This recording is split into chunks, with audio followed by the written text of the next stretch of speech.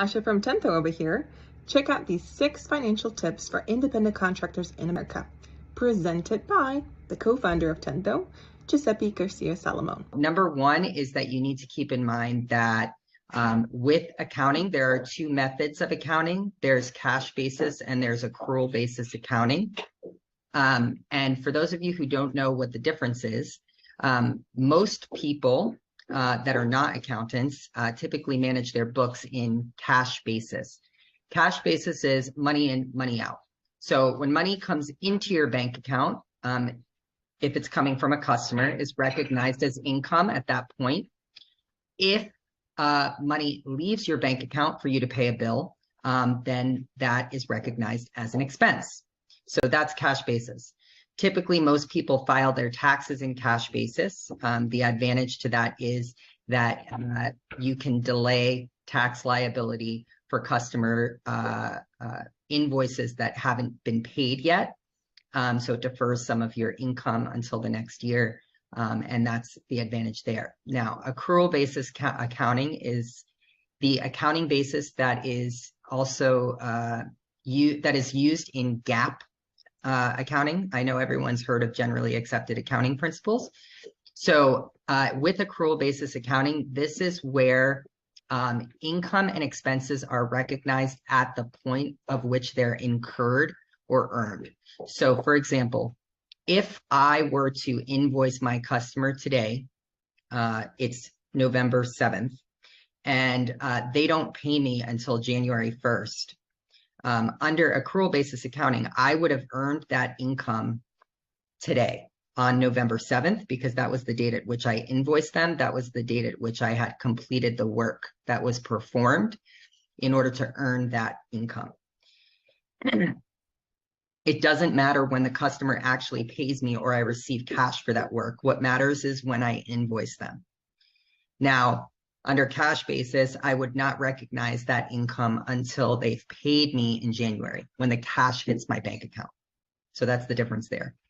Conversely, when you have a bill, if I receive a bill for electricity today, and it's for October, so the bill is dated October 31st, I would have expensed that electric bill in October, even though I haven't paid the electric bill yet.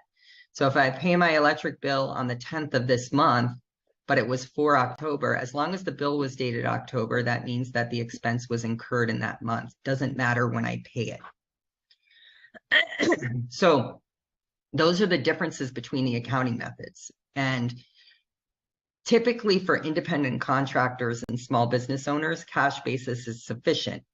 The advantage, though, of using accrual basis accounting as a business is that you get a better picture of the financial health of your company.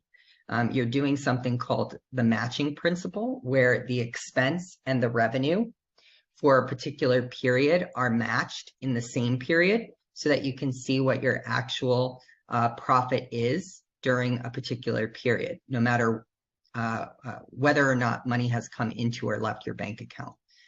So you get a better understanding of what your cycles are as a business, when you can expect to earn more revenue than other times of the year, when do your expenses spike, etc. So those are the 2 differences. Now, if you're still unsure as to whether or not you would want to go with accounting in accrual basis or cash basis, you can also consult a professional, and they can help guide you in the pros and cons of whether or not you should do one or the other. Accrual basis accounting is definitely more work, but if it's done properly, it definitely gives you a lot better visibility. And it's a lot easier to go from accrual to cash basis in reporting in accounting systems than it is to go from cash to accrual. In QuickBooks, there's a radio button at the top of a report that you can click on that says cash. And if you've managed your books in accrual, you can easily convert to cash by clicking a button, whereas you cannot go the other way by clicking the same button. So just a little inside information. All right, so number 2 is how to pay your taxes. So I would hope that if you're a 1099 contractor and you're not employed through your own corporation, that you would be paying estimated tax payments each quarter or each month. So typically you want to set aside between 20 and 30% of every dollar you earn as an independent contractor for the purposes of taxes. You don't really know typically what your tax liability is going to be at the end of the year, especially if you haven't been keeping track of income and expenses in your books. So you can't do a proper estimate as to whether or not you're going to earn a profit during the course of the year. You will be able to run a lot of expenses through your books that would be allowable expenses as business expenses to offset some of that income. But if you don't have expenses that exceed that income that is allowable, then you will probably more than likely end up with a tax liability at the end of the year. Now, when you get your taxes prepared by a professional, or even sometimes when you do it yourself online and you're a 1099 contractor, either the tax preparer or the tax software will issue you a voucher for quarterly tax estimates at the time of filing. Those estimates are based on what your income was during the previous year. And it gives you a voucher with the amount to pay, where to send it, and how to issue the check, basically who to write it out to.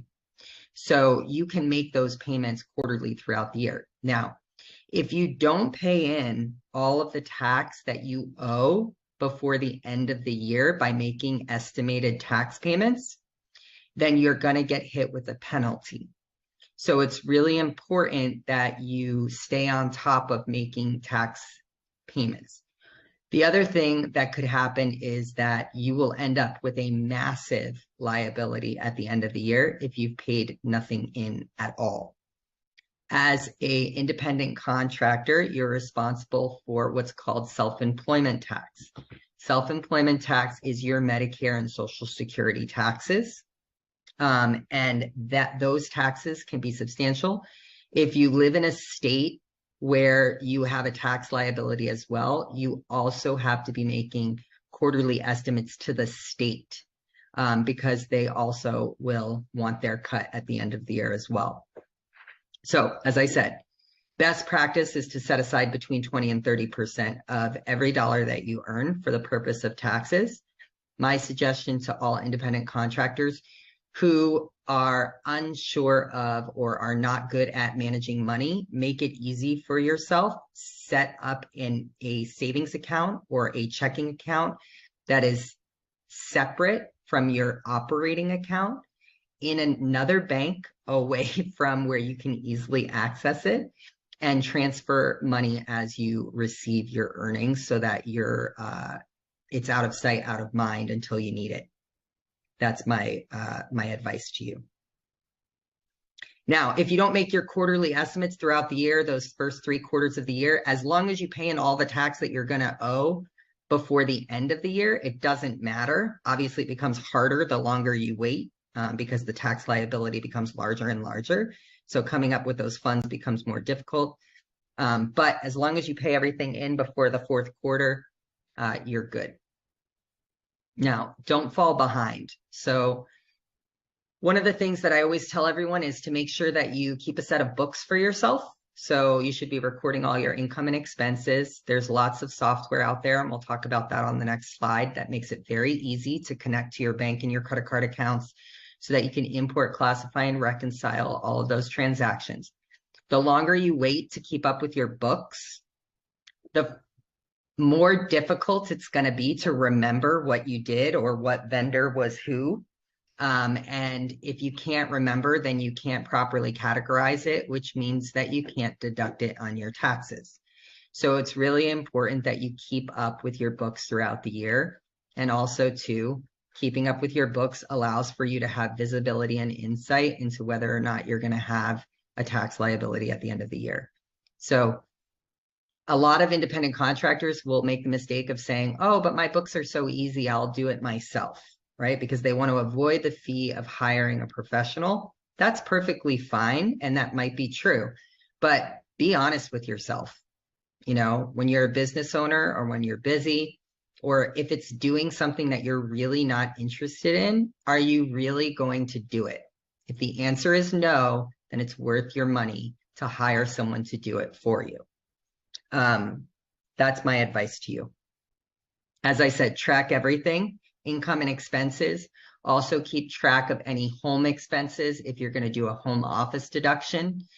So a portion of your rent and utilities associated with your home office can be allocated as long as you've kept track of all of those expenses throughout the year.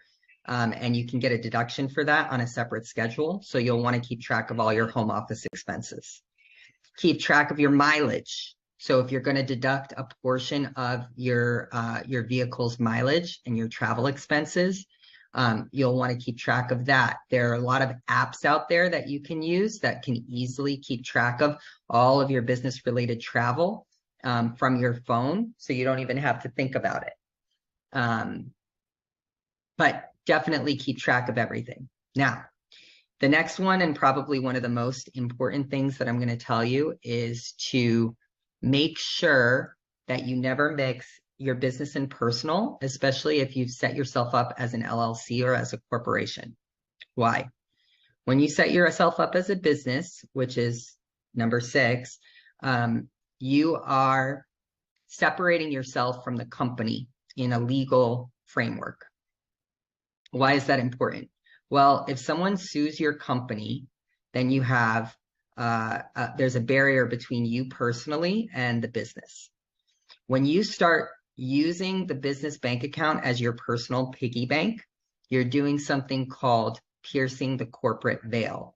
It's very easy for someone who's suing you to go in, audit your bank statements and say, well, this was personal, and it's clear that this is not a business, this is the individual themselves. Now you've opened yourself up to personal liability, so they can now go after your personal assets in a lawsuit.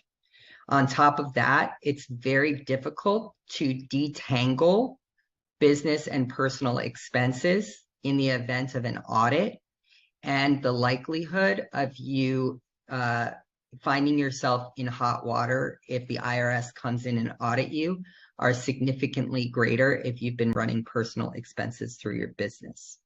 So do yourself a favor, set yourself up with a business bank account or a separate personal account if you're an independent contractor. Make transfers to the personal account where you pay your personal expenses and keep your business expenses separate.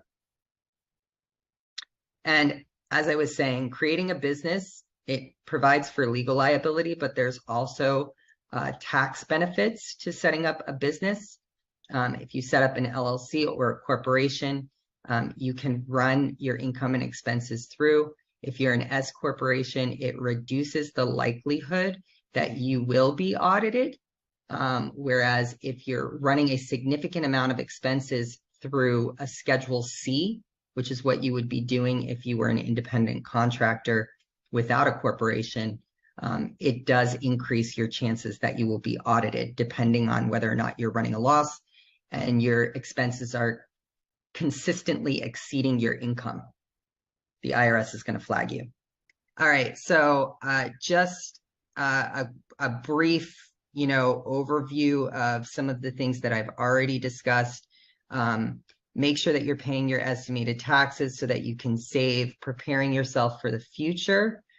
So one of the things that I didn't touch on the previous slide that I just wanted to mention is not only like maintaining your books now is important for the purpose of filing your taxes, but it's also important for planning for the future. If you're planning on growing your business, or you're planning on what's going to happen in the next year so that you have security. There's a lot of anxiety with being a business owner because there's so many unknowns.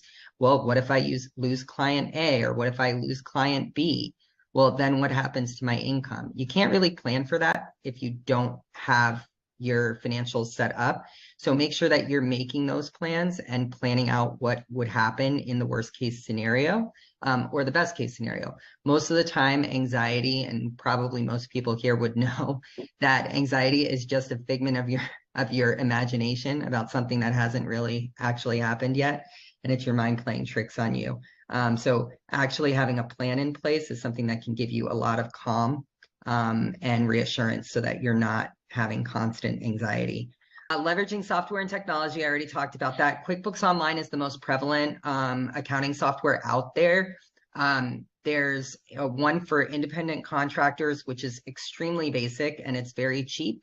The best packages are between $55 and $80 a month for the subscription. The $55 a month package is the essentials version, but they typically offer 50% off for the first 3 months. So it's pretty affordable to get started with it and learn it. But don't buy it unless you're truly committed to actually using it, because otherwise you're just wasting money. You can deduct those software subscriptions as well. And then finally, do it yourself or hire a professional. Going back to my other statement, you know, if you're gonna do it yourself, then do it. If not, hire a professional. It's totally worth it. You know, there are some affordable options out there. There are basic plans available with Tentho, but there are other bookkeeping services out there as well that are also inexpensive if you still think that Tentho's starting charges are too much. But definitely do your homework and select what's best for you.